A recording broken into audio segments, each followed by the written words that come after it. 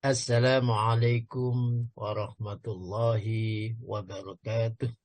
Waalaikumsalam warahmatullahi wabarakatuh.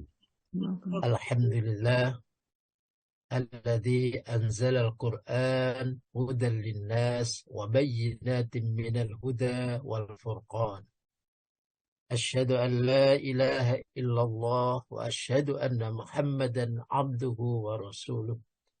Allahumma salli wa sallim wa barik ala sayyidina Muhammadin wa ala alihi wa ashabihi ajma'in amma ba'd.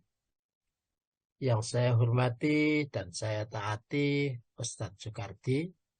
Mudah-mudahan Allah Subhanahu wa Ta'ala selalu memberikan kesehatan kepadanya sehingga kita selalu mendapatkan ilmunya di setiap pagi kita.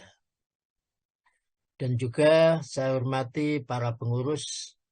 Mudah-mudahan Allah Subhanahu wa Ta'ala membukakan keberkahan hidup, dan juga keberkahan ilmu, keberkahan nikmat, keberkahan rezeki, sehingga kita semuanya bisa menikmati kajian-kajian setiap pagi kita. Dan Bapak Ibu rahimakumullah, mudah-mudahan kita semua selalu mendapatkan kesehatan dari Allah, selalu dibukakan pintu rahmat Allah, selalu dibukakan kemudahan-kemudahan, dan dijauhkan dari kesulitan-kesulitan. Bapak Ibu rahimakumullah, alhamdulillah kita panjatkan puji syukur kehadirat Allah Subhanahu wa Ta'ala yang telah melimpahkan kepada kita berbagai macam kenikmatan. Ada kenikmatan iman, kenikmatan kesehatan, kenikmatan rezeki, dan mudah-mudahan kita semuanya bisa mensyukuri kenikmatan-kenikmatan tersebut, karena dengan mensyukurinya Allah akan menambahkan kepada kita kenikmatan-kenikmatan yang lainnya.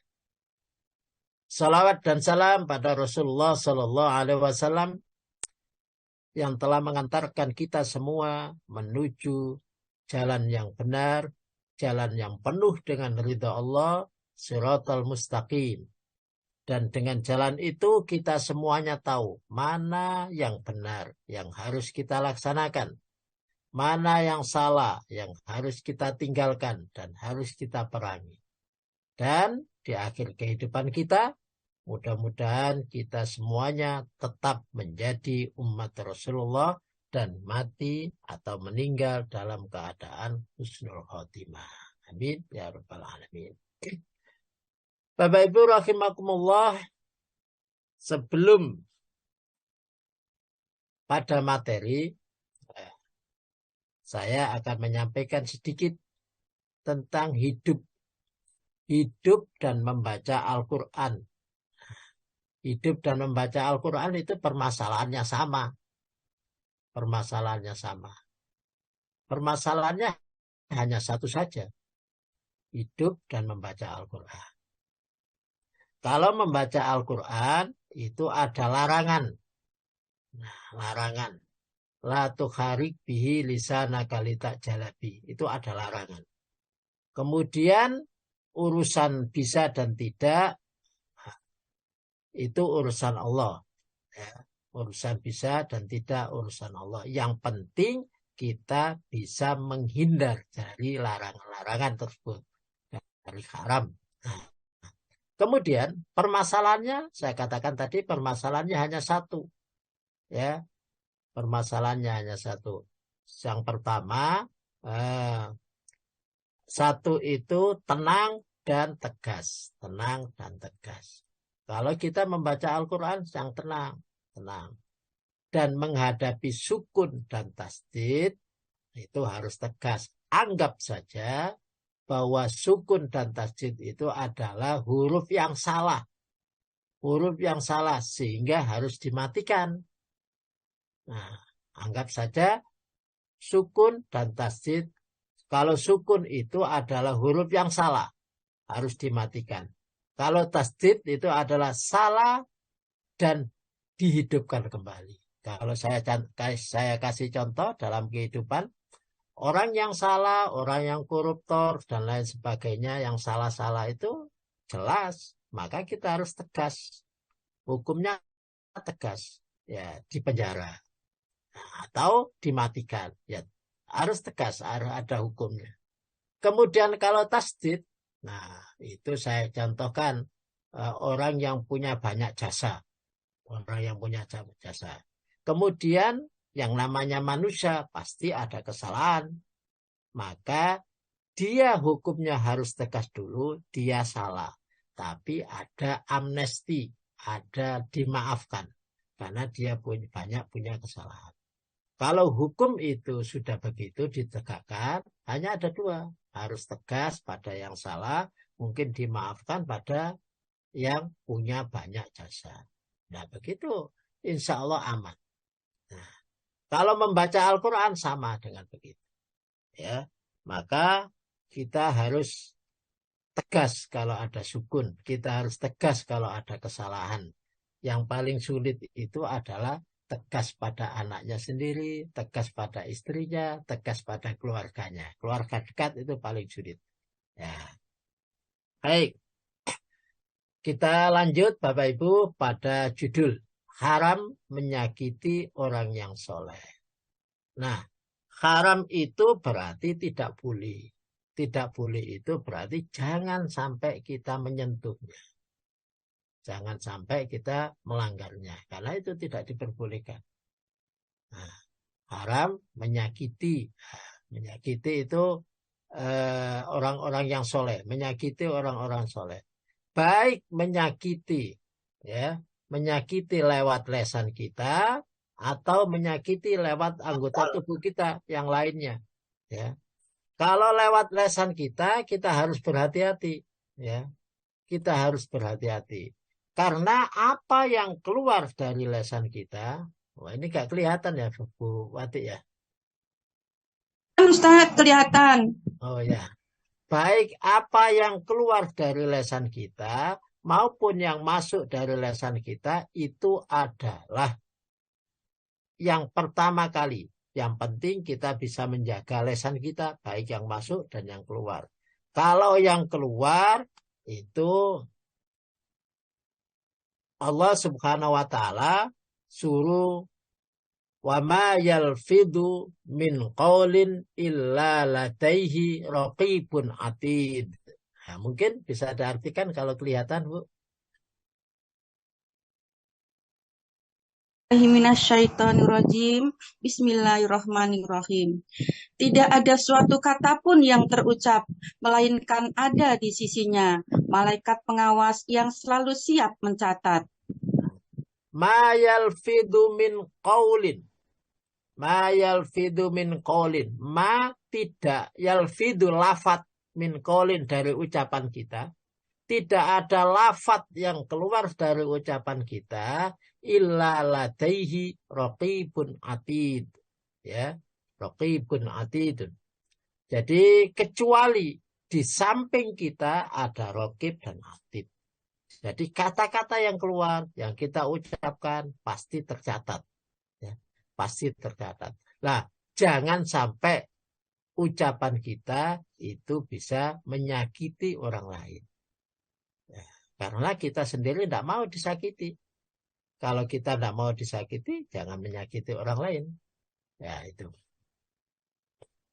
Kemudian, فَمَنْ يَعْمَلْ مِثْقَالَ ذَرَّةٍ خَيْرًا يَرَهُ وَمَنْ يَعْمَلْ مِثْقَالَ ذَرَّةٍ شَرًّا يَرَهُ. Monggo diartikan. Yang mengerjakan kebaikan, dia akan melihat balasannya.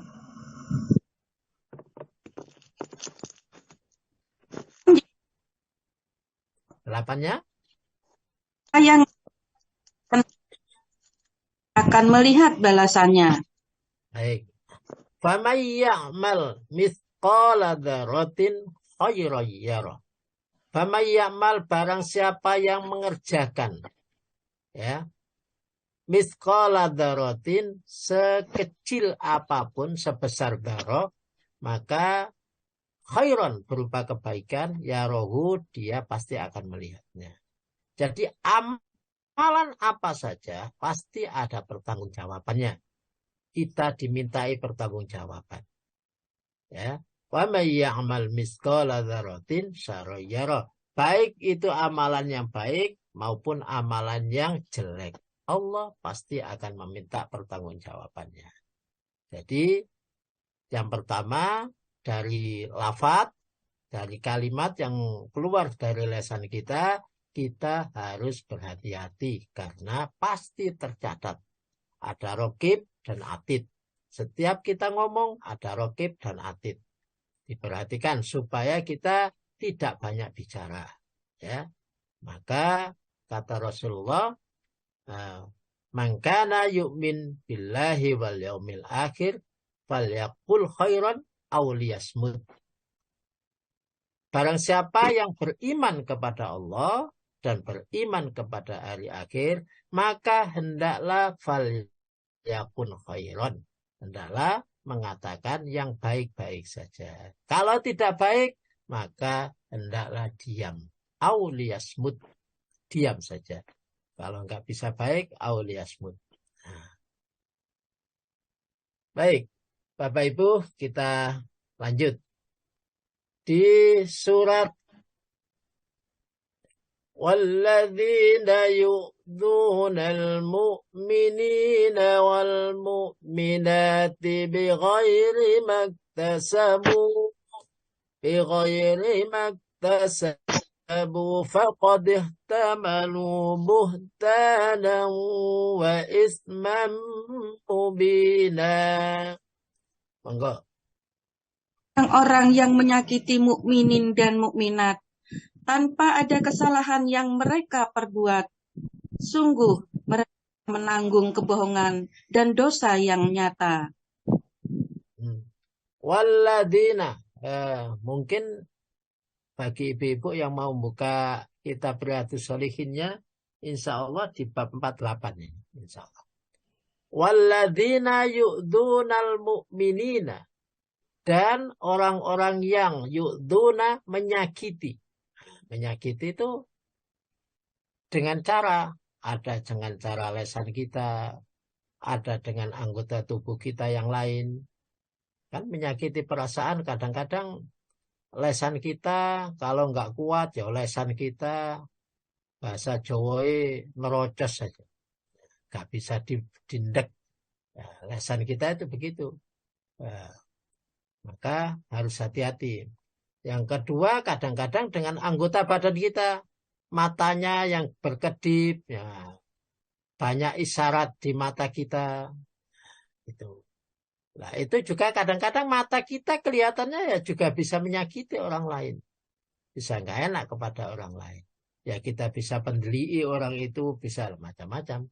Nah, yang disakiti itu adalah al-mu'min. Orang-orang yang mukmin. Wal mu'minat, dan orang-orang yang mukminat. Laki-laki dan perempuan yang mukmin. Nah, bi ghairi maktasabu, tanpa apa yang mereka kerjakan. Jadi mereka tidak berbuat sebagaimana yang seharusnya disakiti. Enggak. Mereka tidak berbuat begitu. Tapi mereka menyakitinya. Faqad ihtamalu. Maka Allah betul-betul menyampaikan faqad. Maka sungguh-sungguh. Ihtamalu, mereka menanggung. Ya, memikul hutanan, ya, memikul beban, hutanan, wa isman, dan dosa mubinan yang sangat agung. Jadi hati-hati. Nah, kalau kita menyakiti orang mukmin, kalau itu orang mukmin, orang soleh, orang baik, kalau kita sakiti, baik kita sakiti secara langsung maupun kita sakiti dengan isyarat, langsung dan isyarat, maka kata Allah, faqad ihtamalu. Maka mereka betul-betul memikul beban dosa yang sangat amat berat. Ini kita perhatikan supaya kita tidak gampang untuk menyakiti orang lain. Tidak gampang untuk bersuudzon kepada orang lain. Nah, orang-orang mukmin itu, kata Allah, الله ولي الذين آمنوا يخرجهم من الظلمات إلى النور والذين كفروا أولياؤهم الطاغوت يخرجونهم من النور إلى الظلمات أولئك أصحاب النار هم فيها خالدون. Enggak. Yang 257 ini nggih Ustaz. Nggih, 257. Allah adalah pelindung orang-orang yang beriman. Dia mengeluarkan mereka dari aneka kegelapan menuju cahaya iman. Sedangkan orang-orang yang kufur, pelindung-pelindung mereka adalah Togut.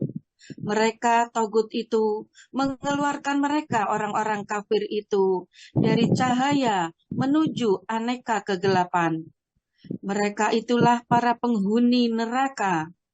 Mereka kekal di dalamnya. Allahu waliyul ladina amanu. Allah subhanahu wa ta'ala telah mengumumkan bahwa dirinya adalah waliyul ladina amanu.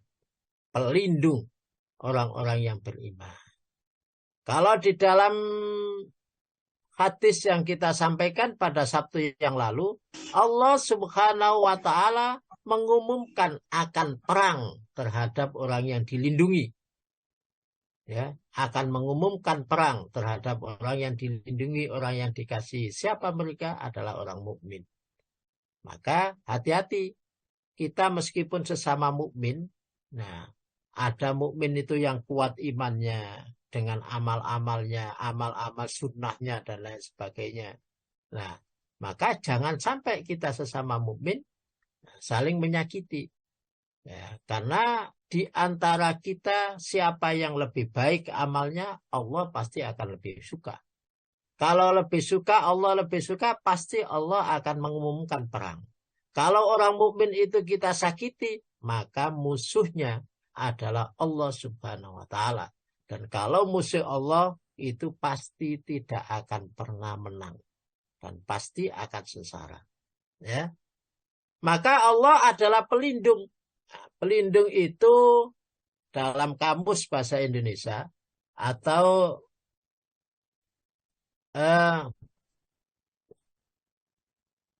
melindungi atau menutupi. Allah subhanahu wa ta'ala menutupi supaya tidak terlihat tampak. Seumpama punya arti, kalau dalam kamus bahasa Indonesia ada melindungi, itu punya arti menutupi. Supaya tidak terlihat atau tampak, tidak kepanasan, tidak kena angin, dan lain sebagainya. Itu melindungi. Kemudian menjaga, merawat, dan memelihara. Jadi menjaga, merawat, dan memenuhi seluruh kebutuhannya, itu melindungi. Kemudian menyelamatkan, ya. Menyelamatkan, memberi pertolongan dan lain sebagainya supaya terhindar dari musibah. Nah, ini adalah kewajiban Allah kepada orang mukmin. Kalau orang itu mukmin dan betul-betul mukmin, betul-betul soleh, maka Allah subhanahu wa ta'ala pasti akan melindungi. Nah, kemudian kita sebagai manusia kadang-kadang berlindung kepada Allah. Otomatis berlindung itu kepada yang lebih kuat. Kalau kita berlindung kepada yang lebih kuat, maka insya Allah pasti akan menang. Dan siapa yang lebih kuat? Tidak ada lagi kecuali Allah. Dan Allah mengumumkan dirinya sebagai pelindung kepada orang-orang mukmin. Berlindung itu berarti menempatkan diri di bawah atau di balik sesuatu, supaya tidak terlihat atau tidak kena angin dan lain sebagainya. Jadi kalau berlindung kita, maka berlindung kepada Allah. Ya, berlindung kepada Allah, minta penjagaan dari berbagai macam.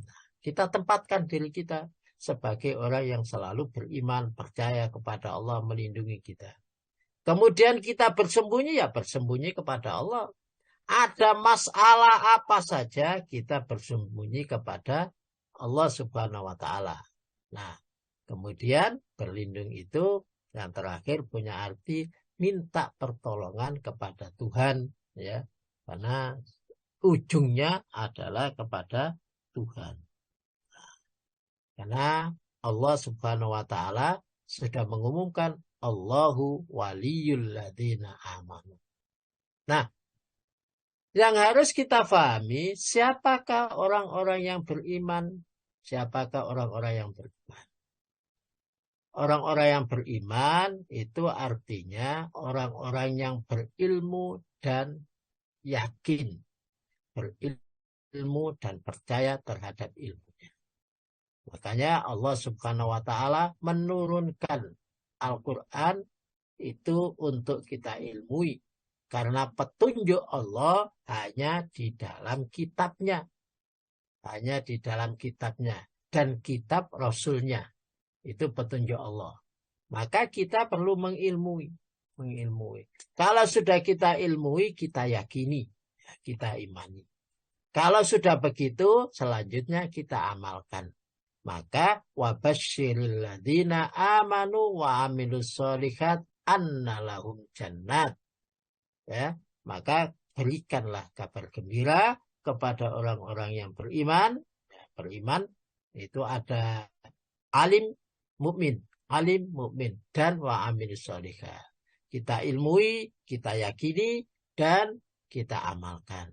Anna lahum jannat, maka bagi mereka adalah surga. Ya, yang dijaminkan oleh Allah.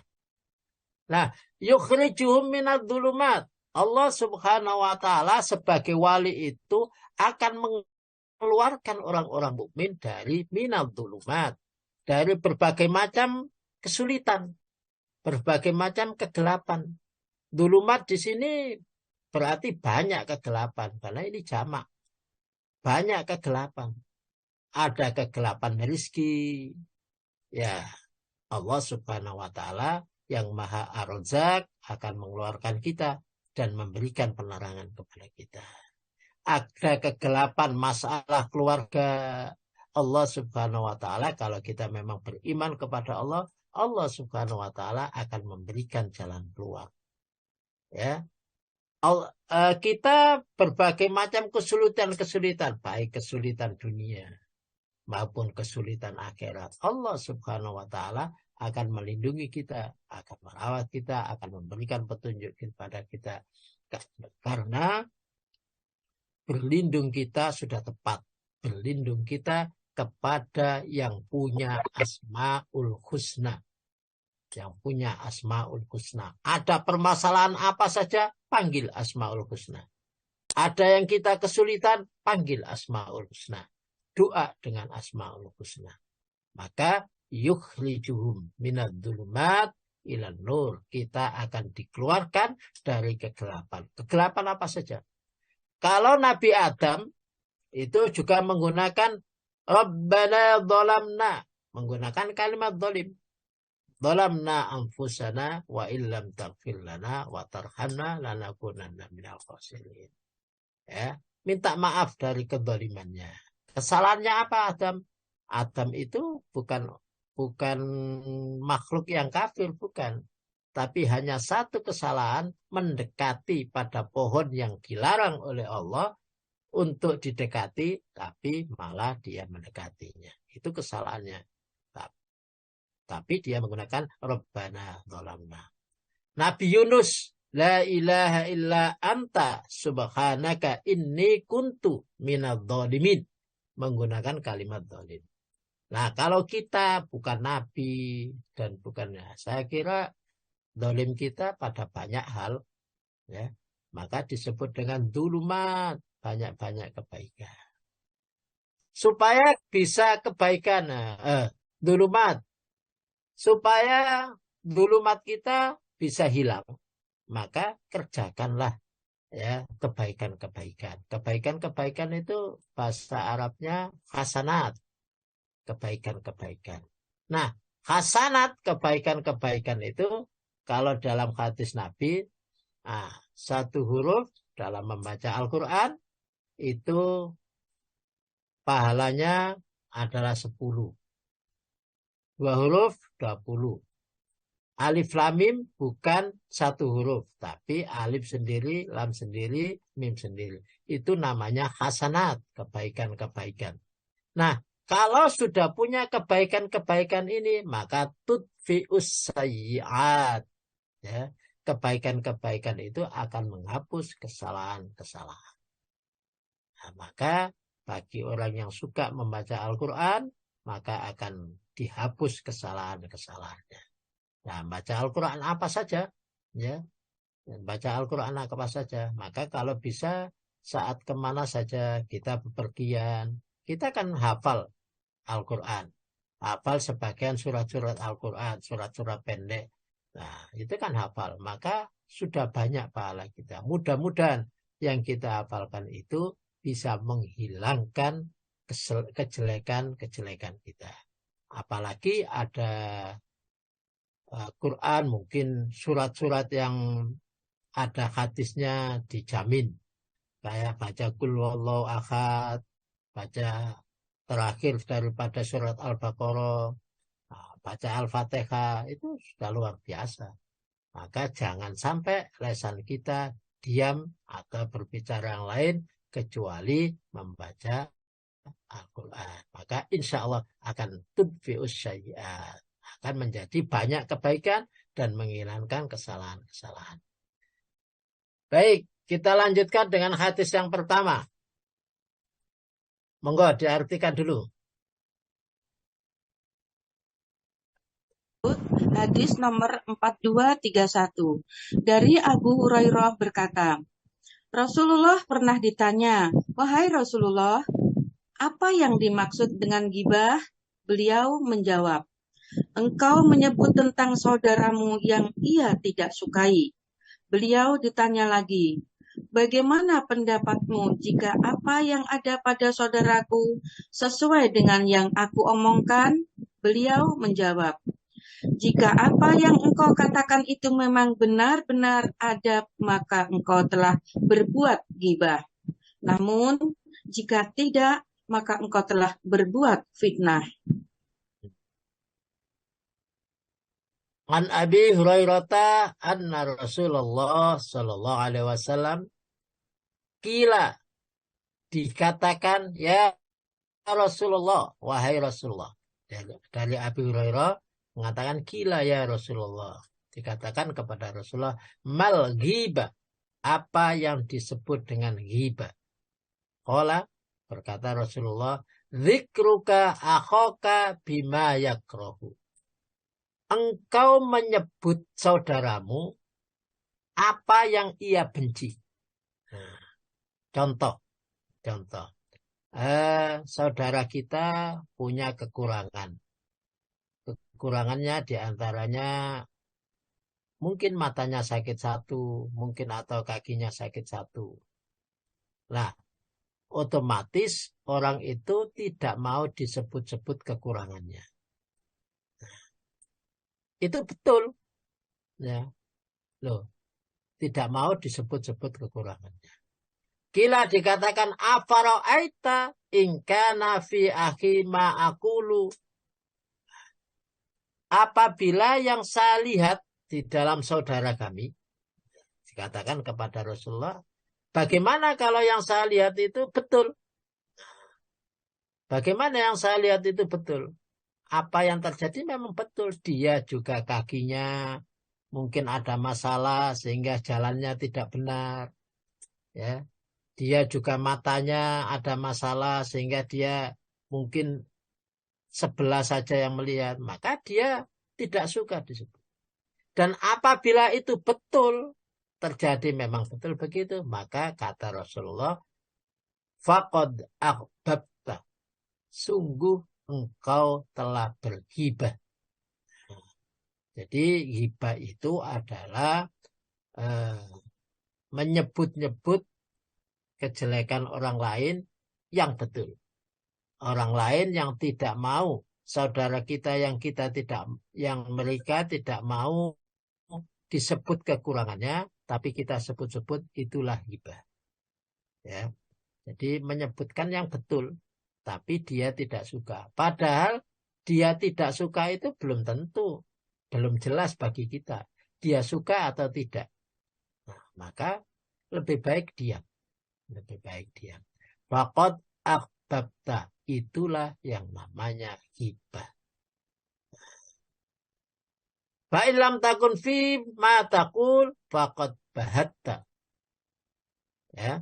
Dan jika tidak kamu temui lam yakun fi di dalam saudaramu itu, tidak kamu temui apa yang kamu sebutkan tadi, faqad bahatta, sungguh engkau telah membuat fitnah. Jadi ada ghibah, ada fitnah. Kalau ghibah itu adalah sesuatu yang betul yang terjadi pada saudara kita, dan saudara kita itu tidak suka kesalahannya disebut-sebut, kekurangannya disebut-sebut. Tapi tidak terjadi, apabila tidak terjadi maka itu disebut dengan fitnah. Fitnah itu kalau di dalam Al-Quran ada asyaddu minal qatl. Ya, ada asyaddu kalimatnya, ada akbaru minal qatl, daripada pembunuhan. Ya, hati-hati. Ya, kalau masuk pada fitnah maka dosanya lebih besar daripada pembunuhan. Nah, kalau kepada orang miskin, Allah Subhanahu wa taala, fa'ammal yatima fala taqhar wa ammas sa'ila fala tanhar. Fa'ammal yatima, monggo diartikan. Terhadap anak yatim, janganlah engkau berlaku sewenang-wenang. Dan terhadap orang yang meminta-minta, janganlah menghardiknya.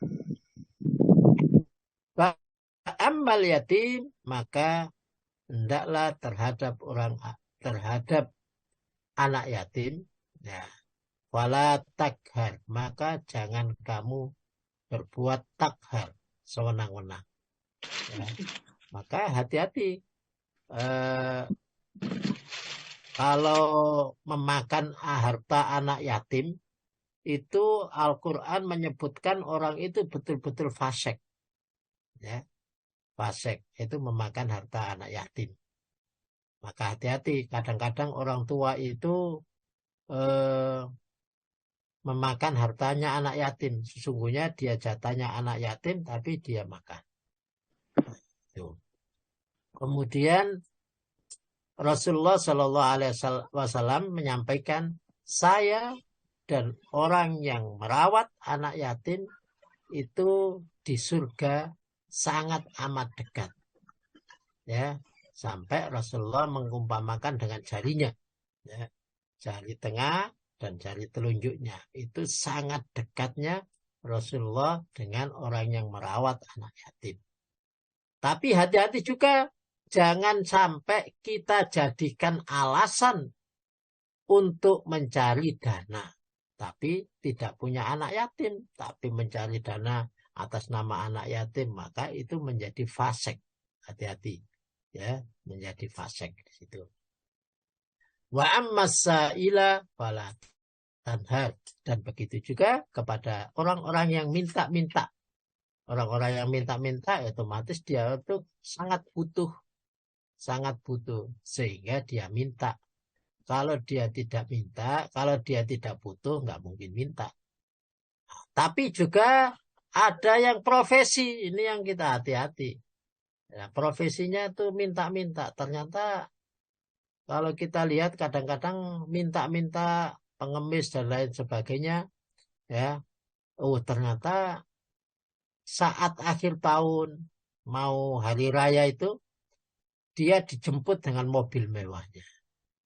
Nah, itu Pak Ammas Sa'il, terhadap Pak Sa'il, orang-orang yang minta, fala tanhar, janganlah kita menghardik. Ya cukup kalau kita tidak mampu, ya minta maaf saja, tidak bisa memberi. Tapi kalau mampu, ya kita beri.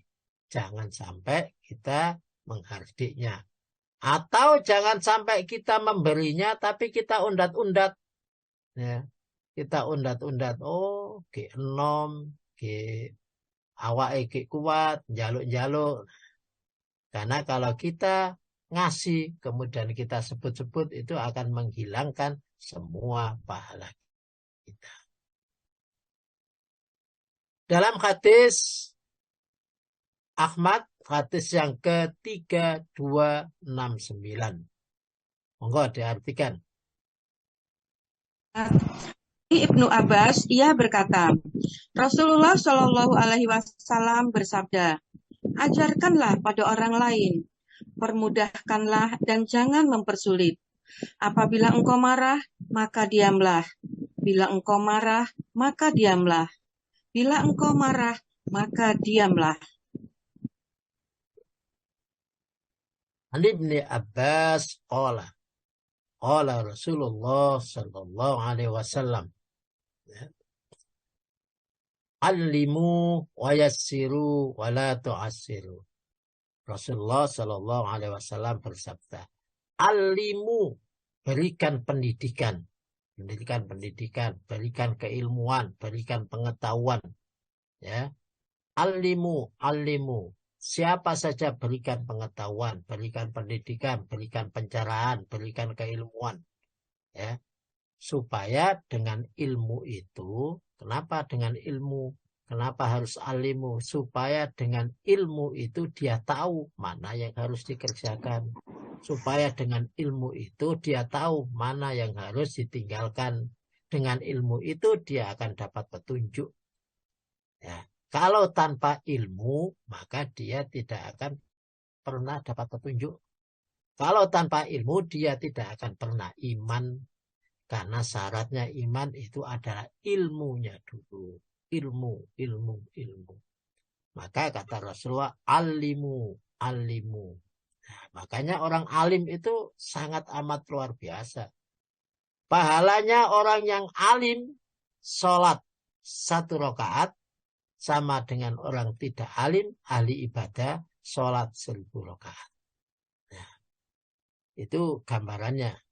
Maka berikan pelajaran supaya sama-sama dapat 1 rakaat bernilai 1000 rakaat. Alimu. Karena mengerjakan sesuatu dengan ilmunya, dengan mengerjakan sesuatu tanpa ilmunya itu lain. Ya. Wayassiru, dan berikan kemudahan. Berikan kemudahan. Gampang wong. Kasih jalan supaya bisa mudah. Tolong dia supaya bisa mudah. Tolong dia dari berbagai macam kesulitannya supaya bisa mudah.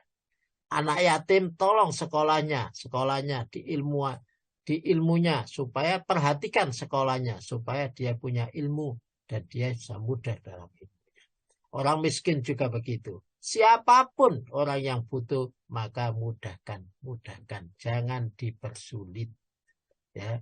Wala tu'assiru, dan janganlah kalian mempersulit mereka.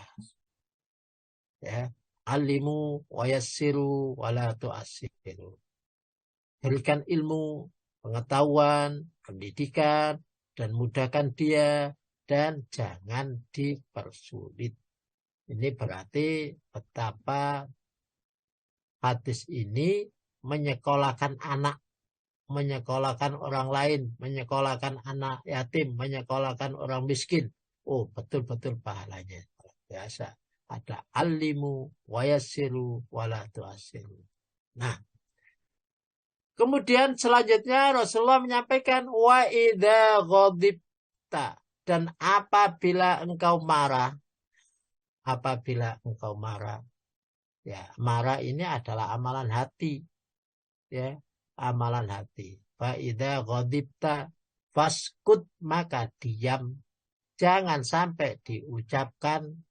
Kalau marah jangan sampai diucapkan lewat lisan kita, karena orang yang marah dengan lisan kita itu akan lisannya, akan ucapannya enggak begitu baik. Fa idza ghadibta, apabila engkau marah, punya rasa mangkel, punya rasa, maka diam saja. Faskut, faskut. Wa idza ghadibta faskut. Diulang lagi. Apabila engkau marah, faskut. Diam, diam, diam. Diulang lagi. Wa idza ghadibta faskut. Ini diulang 3 kali. Ini menunjukkan bahwa betapa sulitnya lesan kita untuk disuruh diam. Ya. Betapa sulitnya lesan kita untuk disuruh diam. Memang amalan itu, sering saya sampaikan kalau membaca Al-Quran, ada amalan lesan. Ya.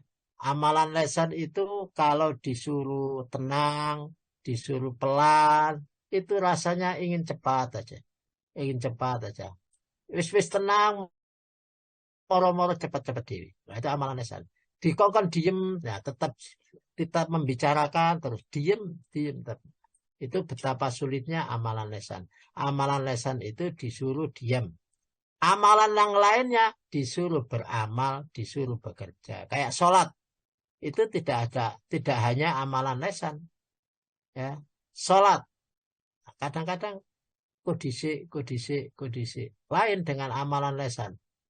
Nah, amalan lesan disuruh diam, nah berangkat.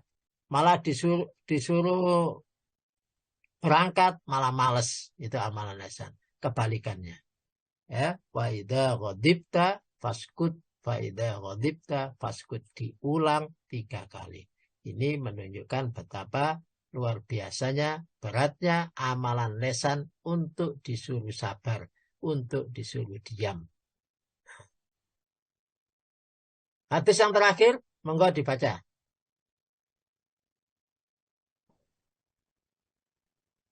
Artinya.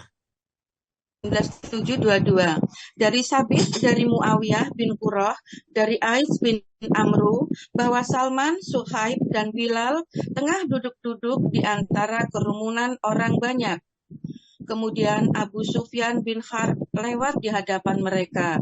Lalu mereka berkata, pedang-pedang Allah Tabaraka wa Ta'ala tidak akan dicabut dari tempatnya, dari leher musuh Allah selamanya. Maka Abu Bakar, apakah kalian mengatakan seperti ini kepada sesepuh Quraisy dan pemimpinnya? Ais berkata, lantas hal itu diberitahukan kepada Nabi Shallallahu Alaihi Wasallam. Beliau bersabda, wahai Abu Bakar, mungkin saja kamu memarahi mereka. Jika kamu memarahi mereka, berarti kamu telah memarahi Rabb-mu Tabaraka wa Ta'ala. Kemudian Abu Bakar menemui mereka dan berkata, wahai saudara kami, barangkali kalian marah. Mereka menjawab, tidak wahai Abu Bakar, semoga Allah mengampunimu. Sesungguhnya Salman, Suhaib, Bilal itu adalah kelompok di zaman Nabi, kelompok orang-orang yang miskin. Ya, Amrin itu Salman, Suhaib, Bilal. Ya, itu adalah kelompok orang-orang yang tidak punya. Kemudian datang kepadanya, lewat di hadapan mereka Abu Sufyan. Nah, Abu Sufyan datang, kemudian mereka bertiga mengatakan, oh, pedang-pedang Allah Tabarakallah, ya, tidak akan dicabut dari. Nah, ucapan kalimat itu membuat Abu Bakar kelihatannya nggak senang terhadap pemimpin Quraisy, pemimpin tertinggi Quraisy, merasa dihina. Nah, kalimat yang disampaikan Abu Bakar itu kemudian disampaikan kepada Rasulullah. Ya Abu Bakar, la'allaka abtabtahum. Wahai Abu Bakar, apakah kamu marah terhadap mereka? Apakah kamu marah terhadap mereka? Kunta abtabtahum laqad abtabta rabbak. Jika kamu marah kepada mereka, golongannya Salman, Wasuhaiban, Bilal, jika kamu marah terhadap mereka, maka otomatis kamu akan marah kepada Allah Subhanahu wa Ta'ala. Jadi hati-hati ucapan. Ini ucapan kepada kelompok orang-orang yang di zaman itu orang-orang miskin. Maka hati-hati, jangan sampai ucapan itu didasari pada kemarahan kita. Kalau didasari pada kemarahan kita, berarti kita marah kepada Allah Subhanahu wa Ta'ala. Ya. Kemudian setelah Nabi bertanya kepada Abu Bakar, ya, kemudian dia ditanya pada Abu Bakar, Abu Bakar, apakah kamu marah? Dan Abu Bakar menjawab, tidak. Tidak. Maka kemudian Abu Bakar kembali kepada mereka. Faraja alaihim faqala ayyu ikhwatana la'allakum ghadibtum. Nah, apakah kalian semua merasa saya marahi? Hai saudara-saudara kami, apakah kamu marah? Maka mereka mengatakan, tidak ya Abu Bakar, tidak ya Abu Bakar. Mudah-mudahan Allah mengampuni kalian. Ini menunjukkan saling memaafkan. Meskipun Abu Bakar itu orang kaya, tapi dia mau datang kepada orang miskin untuk untuk meminta maaf. Padahal yang dimintai maaf orang miskin itu merasa tidak salah, tidak marahin. Tapi Abu Bakar betapa akhlaknya luar biasa sehingga dia datang kepada orang miskin untuk meminta maaf. Orang yang kekurangan untuk minta maaf. Jangan gara-gara kita punya jabatan, kita punya uang, nah, tapi terus akhirnya tidak mau nengok kepada yang miskin, tidak mau minta maaf pada yang miskin. Dan yang miskin juga begitu, betapa akhlaknya luar biasa. Mereka berkata, ya Abu Bakar, yaghfirullahu laka. Mudah-mudahan Allah mengampuni engkau. Nah, mendoakan gitu. Bapak Ibu rahimakumullah, di akhir inilah hadis yang terakhir yang bisa saya sampaikan pada pagi hari ini. Mudah-mudahan kita semuanya bisa memahami dan mengambil ilmu.